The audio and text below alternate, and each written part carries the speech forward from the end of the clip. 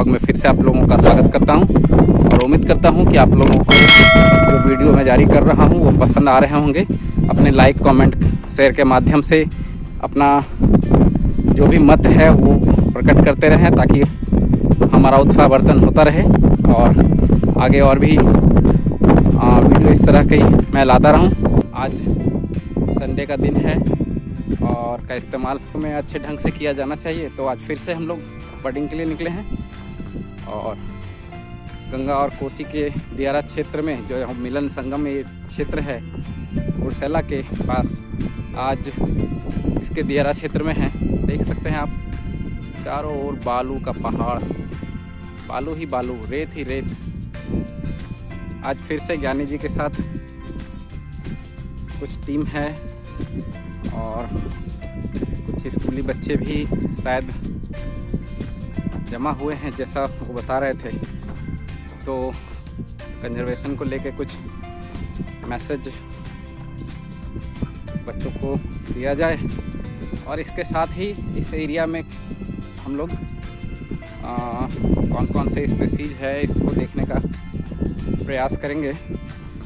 Video तो पूरे रास्ते बना नहीं पाया, ड्राइव कर रहा था तो रास्ते की वीडियो बनी नहीं और यहाँ पे पास में सिर्फ बालू ही बालू है। तो बाइक में आप हालत देख सकते हैं, पूरे कपड़े में रेत भरे पड़े हैं। देखिए यहाँ का और ये सामने जो हमारी टीम जा रही है, टीम के भागलपुर से नौगछिया से कुछ लोग आए हैं, बाकी कुछ लोग स्थानीय हैं। मज़ेदार एडवेंचरस महसूस हो रहा है। बालू रेत के बीच में पूरे कपड़े रेतों से भरे पड़े हैं। ये बिल्कुल दिया रहा। तो हम आज पहुंच गए हैं गंगा के त्रिमोहानी संगम पे जो उत्तर वाहिनी है, और लेकिन वही बात है कि अननोन है।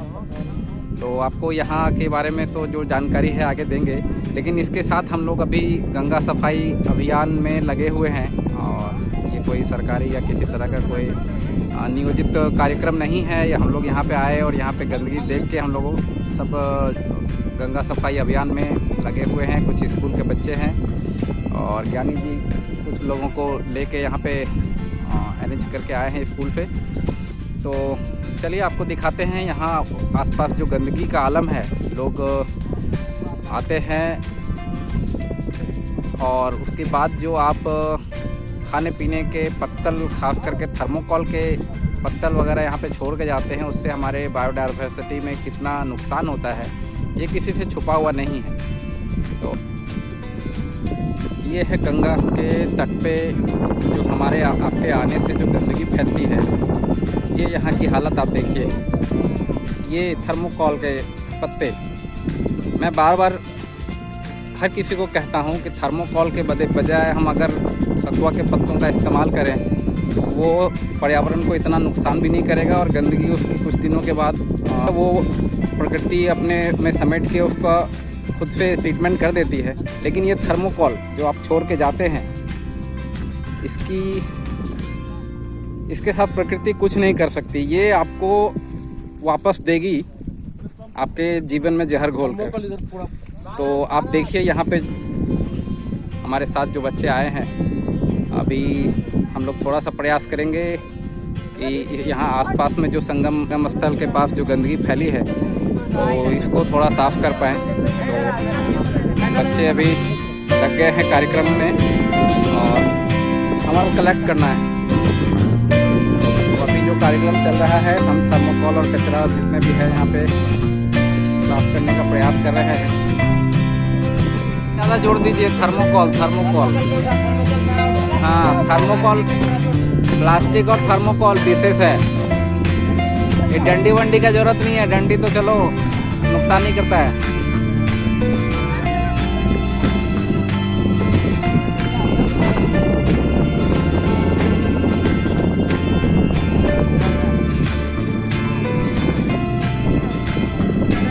अच्छा कोशिश है बच्चों के द्वारा।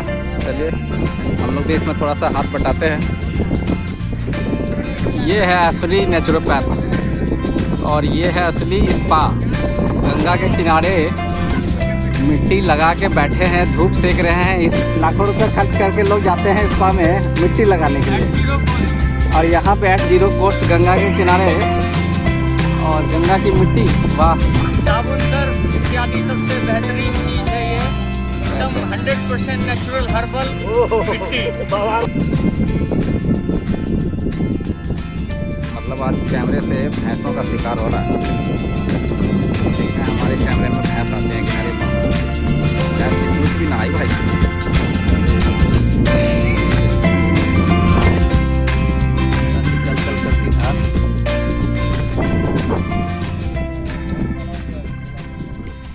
तो आज हम गंगा के संगम तट पे ये कुर्सेला के पास जो की है, जो यहाँ के बाबा हैं और ये गंगा परियोजना में लगे हुए हैं सफाई अभियान में और यहाँ के उत्थान में।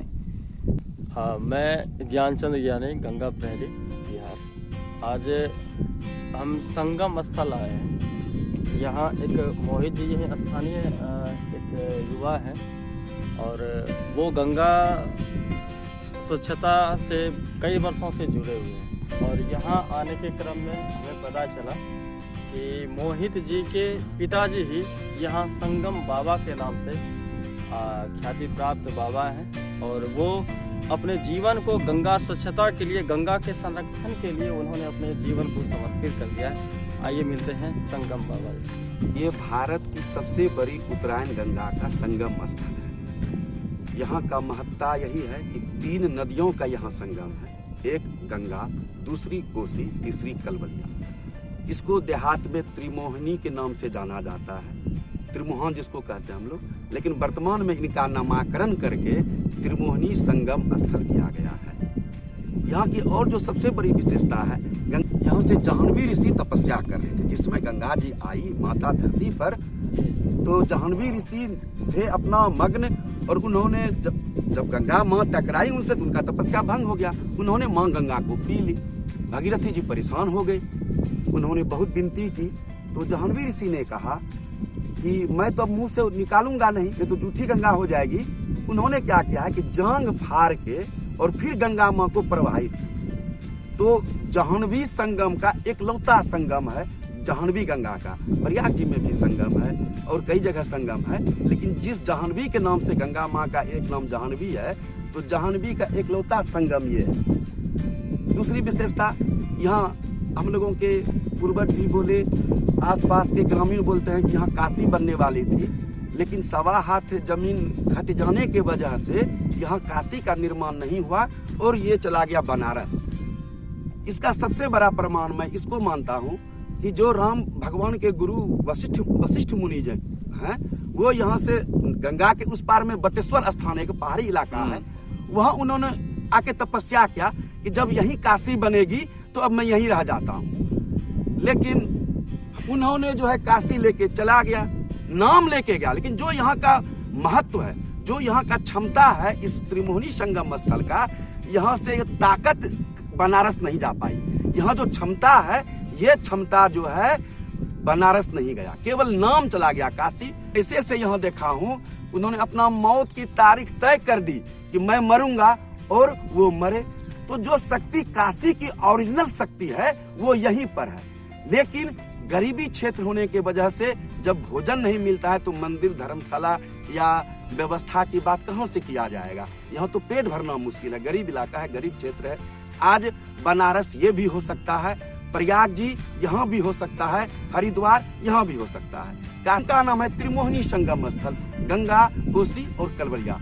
कोसी नदी जो है वो नेपाल से और मैं जब इस चीज को समझा, इस चीज को अनुभव किया, तो मैं अपना जीवन माँ गंगा में समर्पण किया। कई सालों से माँ गंगा में यहाँ का जो है प्रचार प्रसार किया, और तब जाकर के बिहार सरकार के नजर में आया। यातायात का साधन जो है अब सरकार के द्वारा हो रहा है। 2 साल के बाद यहाँ देश ही नहीं बल्कि विदेशों से भी तीर्थ यात्री आएंगे, क्योंकि अब तो सुविधा पर्यटन स्थल मिल गया है, टोटल सुविधा मिल गई। कटिहार जिला का गौरव है ये, लेकिन कटिहार भी नहीं जग रहा है, कुर्सेला नहीं जग रहा है। अब जगने आज मैंने जो देखा बच्चों को यहाँ साफ करते हुए घाट, अच्छा लगा कि अब लगा कि न कुर्सेला भी जग रहा है।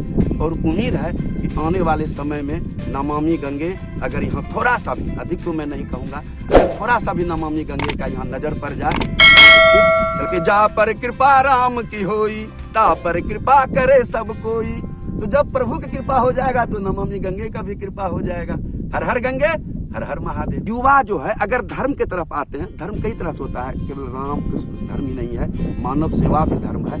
अगर युवा गंगा सफाई के अभियान से जुड़ते हैं तो शायद सरकार को भी राहत मिलेगी, ताकि युवा तो दम है भारत का। तो जब युवा भारत का दम है तो कुछ भी कर सकता है युवा। नेचर से कनेक्ट होना मेरे ख्याल से सबसे बड़ा धर्म है।